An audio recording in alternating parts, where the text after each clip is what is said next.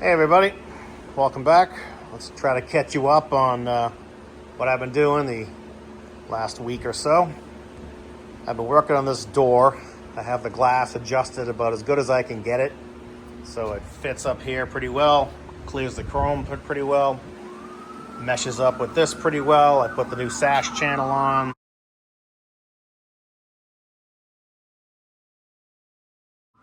The new weather strip.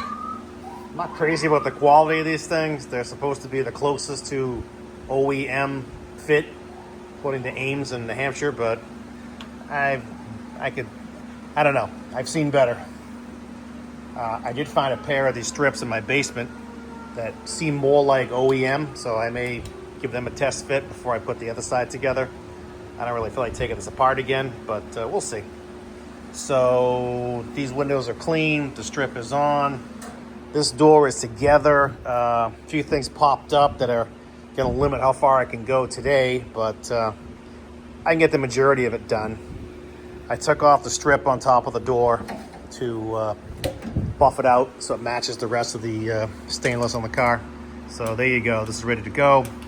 And to take off this window fuzzy, these slots that are in here, little square slots, these little tabs, fingers, whatever you want to call them, they index into there and they locate the fuzzy to the stainless trim. And then there's a screw at each end of the stainless trim. There's like one here and one at the front. And that's all that holds it on, other than the inside of this strip has like little fingers. You can see them, but they kind of pop in a little bit and they hold it to the door. I'm not crazy about that. So what I was gonna do was drill like 2 extra holes, like here and here, maybe to kind of, you have 4 screws, kind of balance it out. That's what I was thinking. There are round holes in the strip. You can put screws through there. So that shouldn't be a big deal. I'm not sure if there's screw holes in this thing. If not, it should be easy to drill. Just gonna make sure they were assessed enough that the heads sit under the fuzzy part so they don't rub the glass, which shouldn't be a big deal. More importantly, I noticed there was 2 screws sitting right here. And I thought, what are those for? And then I got in the passenger's door and I realized there's fuzzy strips that go there. Rubber strips, whatever you want to call them. If I can reach it from here. Hang on a second. These things. They go in the door like that, and they pull up like that, and the glass rubs against them. This one you can see is clearly junk. Luckily, I bought all new ones. So I just got to throw them in this morning. And then I can put the stainless trim back on with the fuzzy, and then that'll be ready to go. While I was in here, I thought I would change this door handle. I'm going to change both door handles. They were starting to pit a little bit in this area. I figured you're in here, might as well do it, right? These new door handles, they're not as nice as the ones that came off. The ones that came off just feel more rugged. The buttons feel more positive. I don't know if it's a stiffer spring, but it fits and it functions. And once I give them a quick wax, they look perfect. If you look inside here, I don't know if you can see it with the window down. Yeah, you can see it. Let me get my light.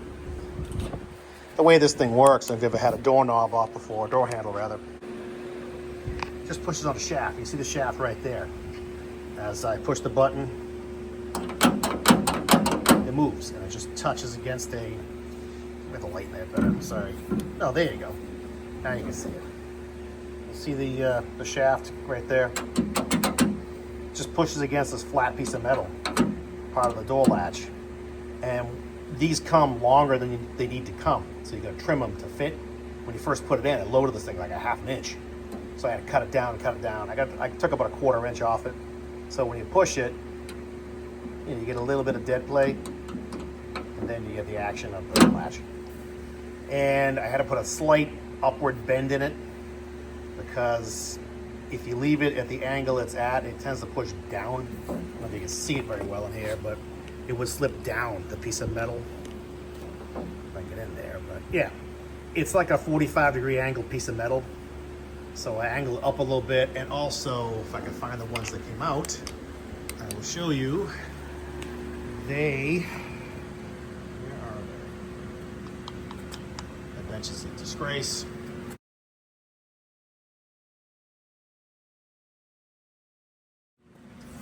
I'll show you on this one. Oh no, that's a new one. On the old door handle, how will I put it? Gotta put my hands on one. I don't know why I can't find one, but this is what the new one looks like. Actually, no, I take that back. This is the one I'm taking off because it's got a couple of pits in it. See right there. This one isn't the same as the other one. The other one, it was flat. This thing was squashed flat.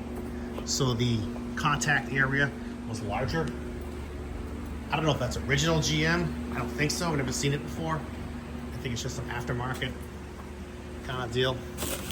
I don't know where it is right now. I can put my hands on it.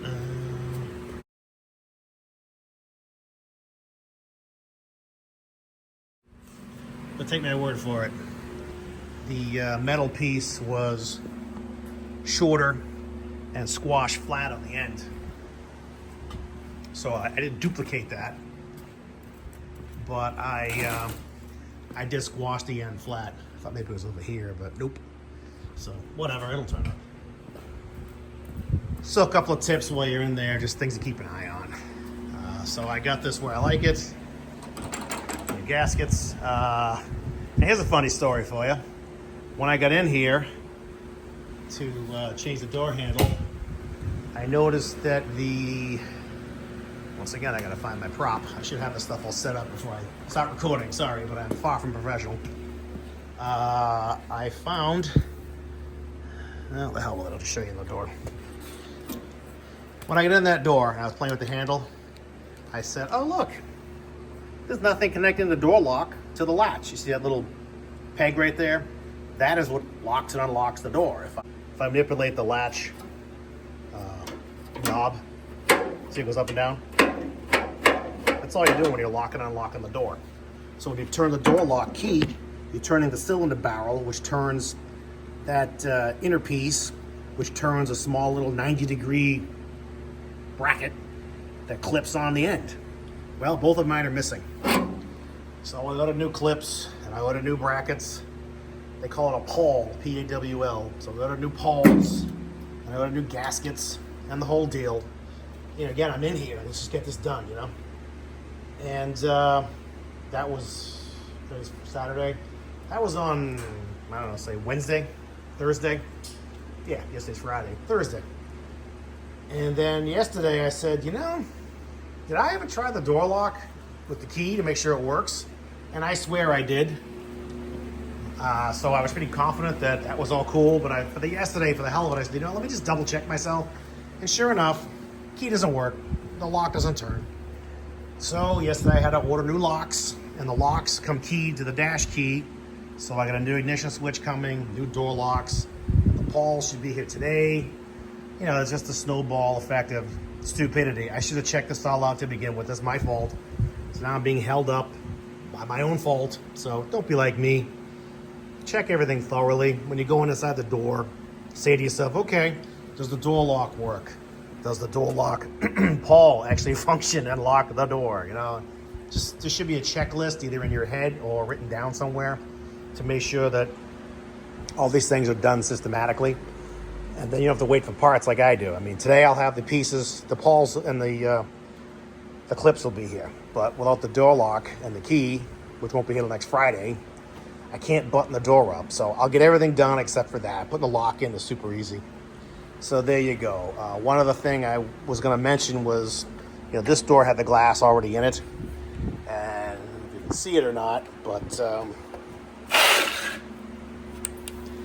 getting to the bolt, if I can get a light in here. See that bolt way in there? See it? That bolt you can get to, believe it or not, with a, can you see it? The one that holds the door handle on. If I can zoom in a little more, you can probably just see it. Let me zoom in a little more. Right. What the hell is it? It's right there. Way up top, you can just see the bolt head. You can do that one, believe it or not, through this hole. with a swivel socket on a 1/4 inch extension. But the one on this side, I don't know if you can see it from here. You can't see it from here. If I can do it from in here, maybe. There's one up here. I'm flying blind here. Hopefully you can see it. Oh, there it is right there. You can see to this hole. You look to this hole. See it? I put a stud in it and a nut because to get the bolt started is really hard. You know, the glass, unless you're going to take the glass out, you got to find a way to do it easily. So getting it out wasn't the end of the world. You can get a wrench on it, but then getting it back in, it's hard to get my arm to bend. Let's you have an arm like an orangutan. So I just cut off a 1/4 bolt, made it into a stud, and popped that guy in, and now putting a nut on it is not a big deal. So that's a story on that, and a little tip for you. So that's a story on this door. Once I finish up that stainless strip on top, it's about as far as I can go. I lubed this thing up. It was, for some reason this thing was awfully jammed in here. It still doesn't really float very much, but it works a lot easier than it used to. It was kind of stiff. So that's gonna be all set shortly. Door closes nicely. I don't have to touch that at all. This southern door, it's as I was saying earlier, it was pretty much empty inside. There was one piece. So I got to put these tracks in, then the glass, the regulator, put the chrome strip on the top. I got to put these guys in. These are the new ones here.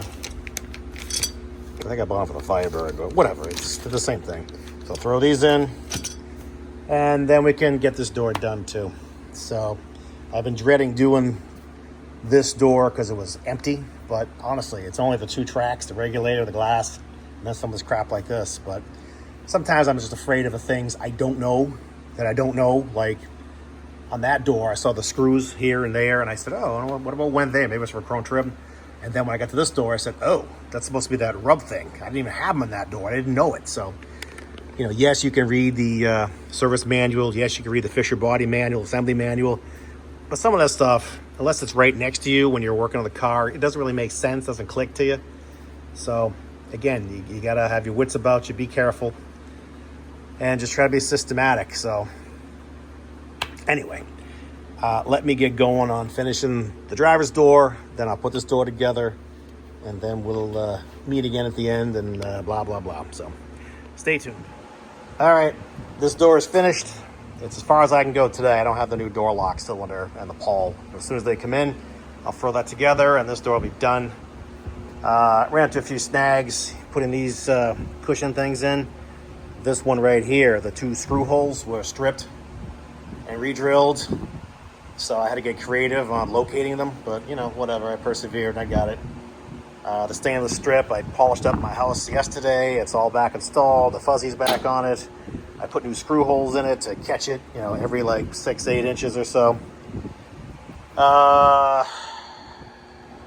What else did I do? I had to take this track out because at the very bottom of the track, I can show you on the other one, there's just a piece of rubber. That's your down stop. There is no other adjustable stop, just a piece of rubber. My 442 had the same thing, my 69 442. Just a piece of rubber they stick on the track. And that is the down stop. If you take it out, you know, this thing will go down further. And I had to get the screws in. So you can bend it in the car. It's just a piece of metal that's bent over on the bottom. But to get it to bend back up, I couldn't get it to work. So I had to take the track out. And then I had to tap it with a hammer. And they gave me the opportunity to grease the crap out of this thing, which I should probably grease up all this stuff too before I call this door done. I won't forget to do that. And there's a couple of screws I dropped. I got to fish out of the door. So that's it. New fuzzies here, all new blah, blah, blah here and there. Everything is fastened down nice and tight. There's one more thing I got to do. This piece of rubber, 2 of these guys popped out. Just got to fix them. These little T guys, just got to throw them back in. And that'll secure that. Oh, 3 of them now. Jesus, let's quit looking because there'll be more. And then this door is, like I said, done until I get that lock cylinder and pawls, and then that can go together, and then finito. So I can move on to the other side now. Anything I can impart wisdom-wise about this door? I don't think so. I told you about the stud for the door handle. Told you about cutting that piece short and giving it a little bend for the door handle. Oh, I did find the old door handle. It's sitting right here on the floor. And if you look at it, you can see it's, it's short. And I don't know if that's original or someone squashed it down, but it's, it's flattened out, so it's wider, but it's very short. I mean, it was probably half an inch from my door latch. So that's, it's pitting too. The chrome's starting to go away. I don't think it's original GM. I doubt it. You never know. It's been there for a long time, but it could be original. I don't know. Maybe it was replaced in the 70s or the 80s. You could buy this stuff for like, I don't know, 20, 30 bucks back then. So whatever the case, it's brand new Chinese reproduction now. So that's about the best you can get nowadays, unless you find someone who has OEM GM, which is probably crazy money. I found these things. I think it's Heartbeat City has them. They're original GM that they had re-chromed. But man, they're like $350 a pair. That is a lot of scratch. So that was out of the budget, which I don't know. I do have a pair of original looking ones somewhere around here. Oh, there's one right here. They came with the car. It probably will clean up, and maybe the chrome finish is reusable. It's got a chip right there, a couple pits. And the rubber, unfortunately, is torn. I do have one original rubber that looks really nice. The reproductions are all crap. They're just so weak. The rubber is thinner. It's weaker rubber. They tell you they have steel reinforcements inside here where they slide in to the channel. They suck. They're flimsy. They bend easy. Some people make them out of bronze. They suck too. I don't know what's so hard, but it's hard to get a really good reproduction vertical weather strip. So that's my complaint about that. But all right, let me button this up and then I'll move on to the other door. I don't know if I'll film anymore today, but we'll see in a minute. So I forgot to film this. I'll have to sneak it in somewhere. But I talked about the rear track and how it has the rubber stop at the bottom. This is it right here. It's just this piece of rubber that slides inside the track, like so. Come on, get in there. Tired of doing this one-handed. Oh, come on, will you? I'll do it this way so it's easier. Slides inside the track. All right, it's sideways. It should be horizontal, not vertical. And then this piece, just you tap it down, that captivates it. So it's impossible for me to bend this thing back up once it's in the car. But that is your bottom stop. And to make it stop where you want it, you have to cut it down or make a longer one. It's just a piece of rubber. So since I have this door apart, I didn't need to do that.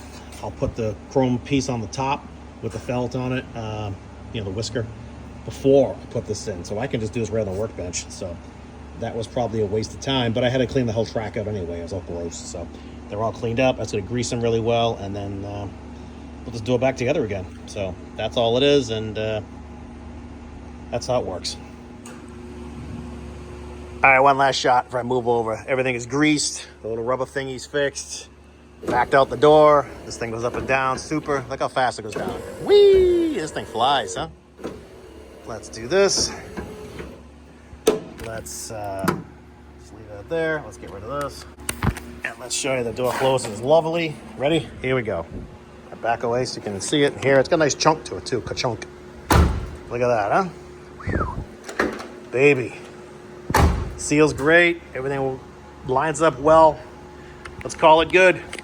So I think I'm going to stop filming for the day. Hope you enjoyed watching my madness here. I'll move over to the other side. Hope your projects are going awesome. And I will talk to you guys later. Thanks for watching. Really appreciate it.